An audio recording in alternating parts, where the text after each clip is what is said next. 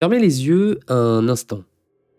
Respirez et souvenez-vous d'un battement d'ailes, d'une musique venue d'un autre temps, d'un ciel divisé en deux royaumes. Le ciel n'a jamais vraiment refermé ses cicatrices. Les ailes, jadis promesses d'élévation, sont devenues souvenirs de chute. Aion. Ce nom résonne encore, n'est-ce pas? Comme un écho perdu dans un autre temps. Pour beaucoup, Aion, ce n'était pas juste un MMORPG. C'était une époque, un parfum de 2009. Celui des salles sombres, des claviers mécaniques, des nuits blanches à explorer Elysia et Asmodei. C'était l'époque où l'on croyait encore que le ciel était un territoire à conquérir, où le grind avait un sens. On ne jouait pas pour gagner, on jouait pour exister, se faire un nom. Des jours entiers dans le même coin d'une map, à farmer une pièce, une plume, un cœur de Balor. Et pourtant, on n'était jamais seul. C'était dur, mais c'était beau. On râlait, on criait, on tombait, et pourtant, on revenait. Pas pour la récompense, pour la légende. Pour ce moment suspendu quand deux ailes s'ouvrent et que le monde entier devient minuscule sous nos pieds. Tu te souviens du premier vol à Morheim ou Elten? De la caméra qui pivote? Le vertige, l'adrénaline et cette certitude que ce jeu allait changer ta vie? Aujourd'hui, l'écho d'un passé lointain revient frapper à notre porte. Et il a un nom, Aion 2. Mais avant de plonger dans ce renouveau, il faut retourner aux cendres de ce qui fut, aux traces laissées par ce monde suspendu, là où le rêve a commencé à vaciller.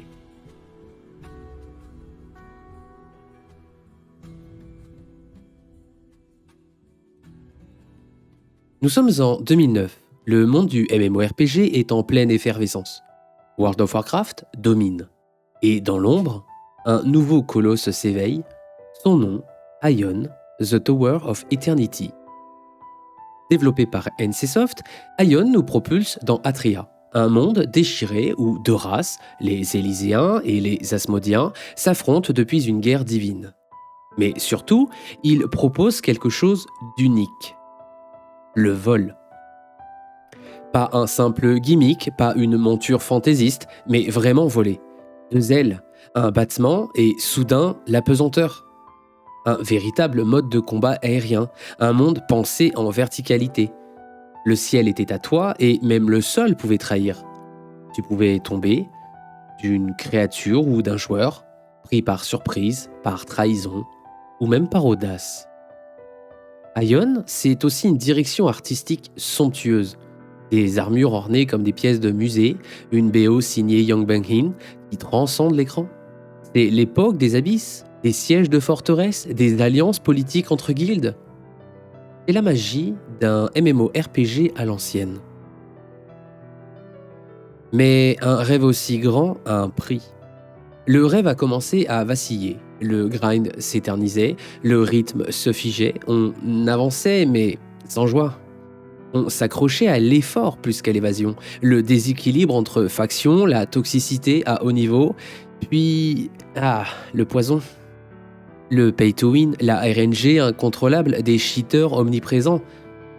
Les ailes devenaient trop lourdes pour s'élever. Alors, on a quitté les cieux. Un à un, sans bruit, juste des silences. Des absences dans les groupes, des pseudos qui ne se connectaient plus.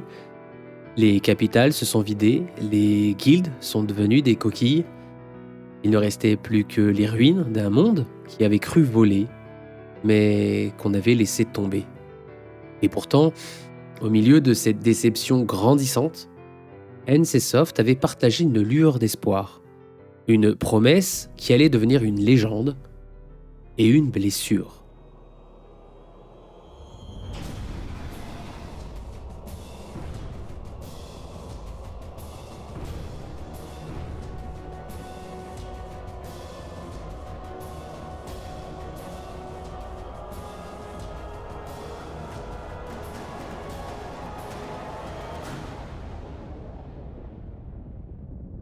En 2009, quelques mois après le lancement du jeu, NCSoft dévoile ce qui restera comme l'un des trailers les plus marquants de l'histoire d'Ion.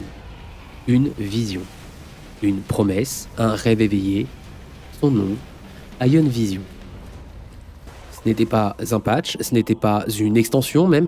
Vision était une promesse. Système de parcours dynamique, graphisme retravaillé, interaction poussée avec l'environnement, des transitions organiques entre ciel et terre, des scènes de combat dignes d'un film, une fluidité et une verticalité jamais vues.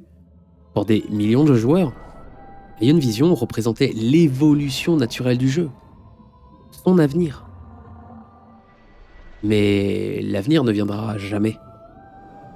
Ce trailer restera à l'état de concept, un fantasme figé dans le temps, jamais implémenté, jamais réalisé. Ion a continué sa route, bien sûr, mais empêtré dans des patchs successifs, des systèmes de plus en plus complexes, alourdissant un jeu qui avait besoin de légèreté. Et Vision dormait, dans les cœurs, dans les dossiers oubliés, sur YouTube, dans les souvenirs. Une illusion. Mais une belle illusion. Pour des millions de joueurs, ce fut le début d'une attente. Silencieuse, longue, presque résignée.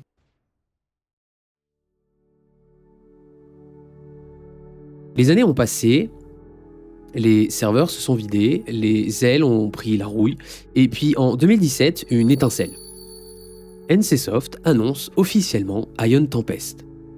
Beaucoup pensent que l'annonce d'Ion 2 est récente, mais le tout premier trailer de ce que deviendra Ion 2 remonte à 2017.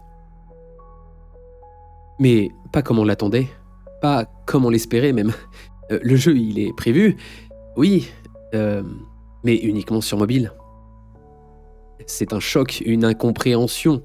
Le monde PC, cœur historique d'Ion, est mis de côté. Situé 900 ans avant les événements du jeu original, on y entrevoyait les premières ailes, les premières verticalités, mais le trailer n'a pas laissé de traces profondes. Trop tôt, trop discret, trop mobile. Alors le projet s'est fait discret, presque invisible. Quelques trailers, peu d'informations concrètes, et puis plus rien. Comme si le rêve, en fait, s'était évaporé, une fois encore.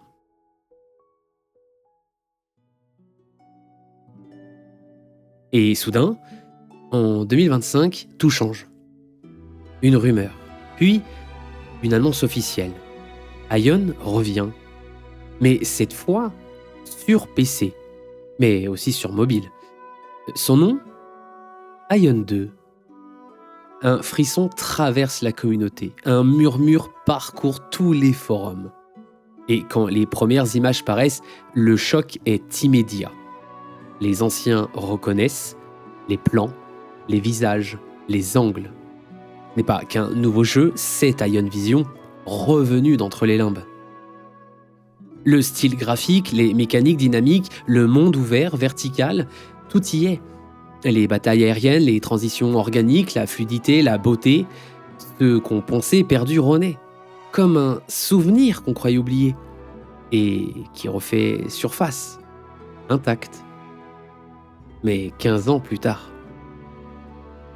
Ion 2 s'annonce donc comme une suite, une histoire après la chute, un monde en reconstruction, les vestiges d'une tour brisée qui hante l'horizon.